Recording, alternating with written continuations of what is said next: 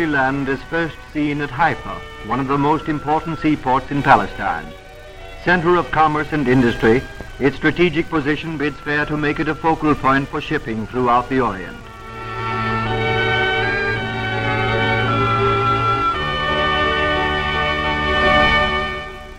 The modern government building exemplifies the progress made by the Jewish people during the past 20 years, as does this huge hydroelectric power plant, an architectural and engineering achievement standing out as a modern background to an ancient camel train that plods the shallow waters of the Mediterranean Sea.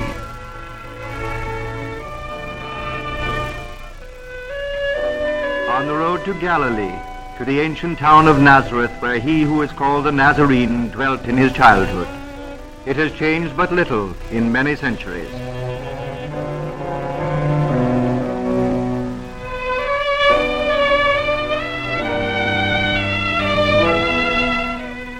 In Galilee, the Arab shepherds guard their flocks just as they have for centuries past. Shepherds and their sheep have always been associated with the Holy Land, and native shepherds remind one of the tales of old, like David, sweet singer of songs.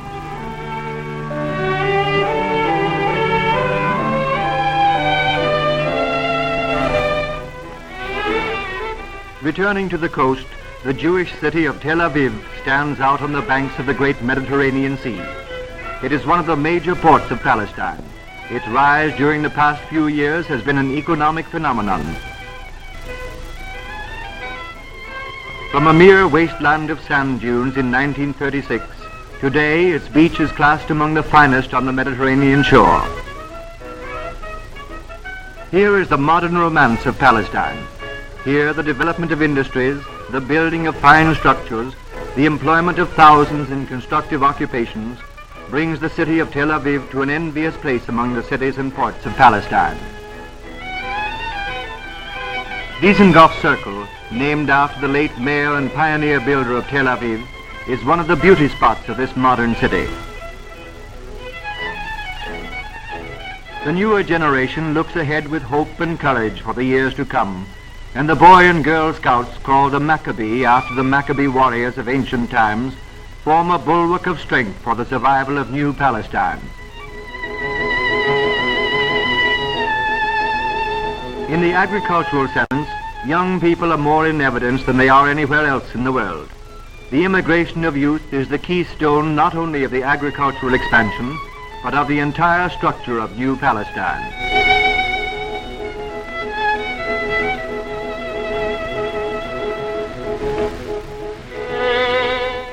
Here many settlements thrive, and the youth of Palestine are making great headway in bringing forth produce from the earth, varying from cereals and legumes commonly grown in temperate climates to the fruits native to subtropical lands.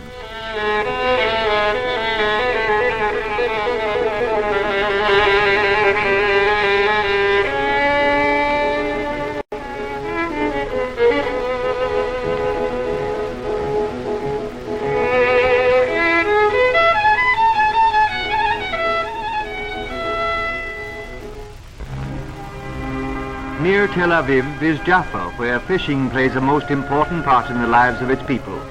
And practically the same methods of boat and net are used today as they were by 4 of the first disciples who fished in the Sea of Galilee. Even though the Jewish farmers employ modern farm machinery, Arab farmers still adhere to primitive methods in tilling the soil and reaping their crops.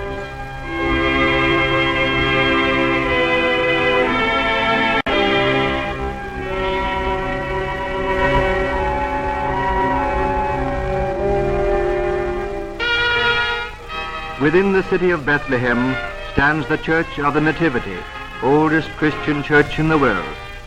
Its narrow entrance was so built to prevent desert horsemen from riding into the hallowed interior. The flickering light of candles casts soft shadows on the grotto of the Nativity and its beautiful sacred decorations.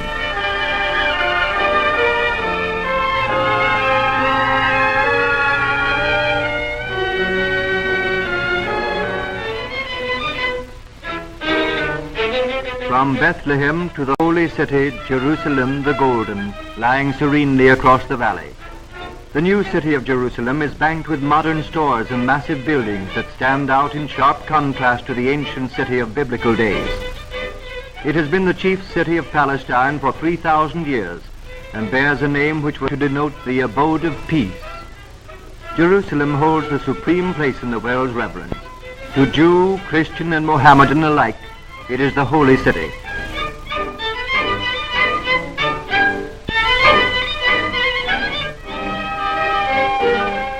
The Jewish administration of Palestine is carried on in these agency buildings.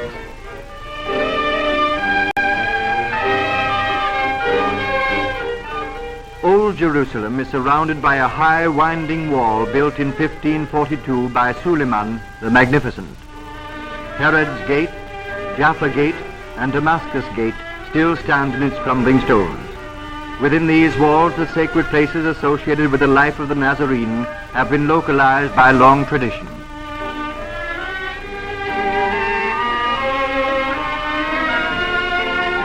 Its time-worn streets are colorful and hold great interest for the visitor. Jerusalem is situated in the mountains of Judea, and therefore many of its roads and thoroughfares are hilly and at times steep. Here many religions meet and all labor and worship side by side.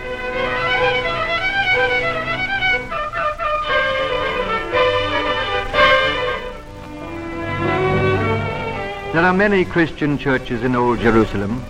Throughout the ages, these Christian shrines have attracted pilgrims from many lands, and so long as they endure, they will continue to be looked upon as the most sacred and holy in all the world. For many stand on the traditional sites that mark historical events in the life of the Nazarene.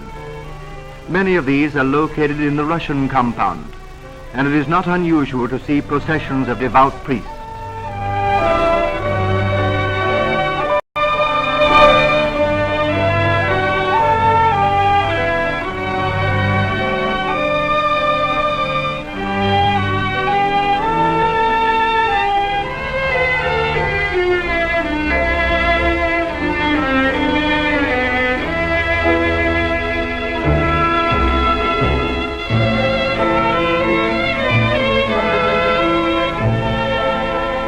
At the ancient marketplace, one language, that of barter and trade, is sufficient for all. Within the walls of Old Jerusalem, a veritable multitude of street vendors is to be found, and one staple food, oil cakes, finds many purchasers.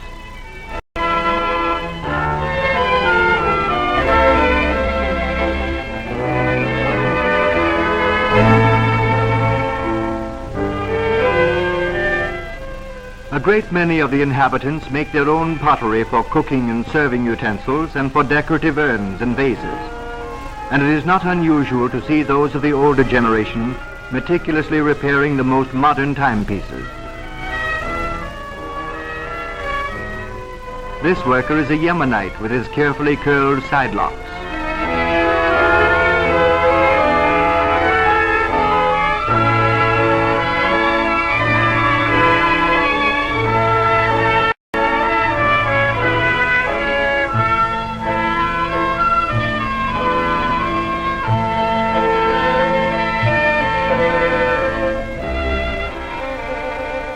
Within the gates of the old city stands the Wailing Wall, the only remaining part of the ancient temple.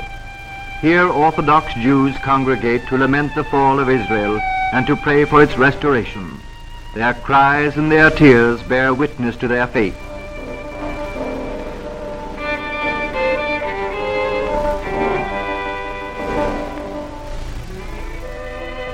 An oblong platform resting partly on vaults includes the temple area.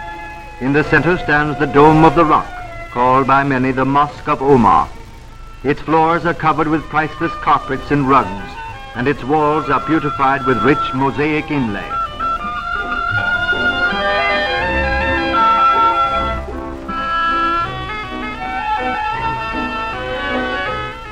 Before entering any holy place, the Arab must bathe his hands and feet in public fountains provided for that purpose.